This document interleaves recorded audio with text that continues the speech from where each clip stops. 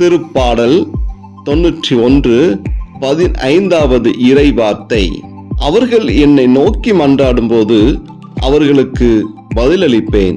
அவர்களது துன்பத்தில் அவர்களோடு இருப்பேன். அவர்களை தப்புவித்து அவர்களை பெருமைப்படுத்துவேன்.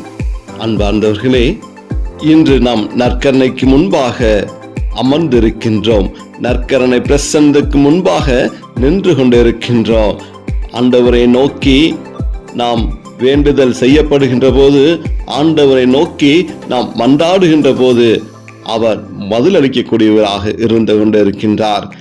யாரெல்லாம் துன்பத்தோடு ஆண்டவரை நோக்கி மன்றாடுகின்றார்களோ, யாரெல்லாம் துன்பத்தோடு ஆண்டவரை நோக்கி வருகிறார்களோ, அவர்களை அவர் தப்புவித்து அவர்களை பெருமைப்படுத்துவேன் என்று இந்த வார்த்தையின் வழியாக நம்மை பார்த்து சொல்கிறார்.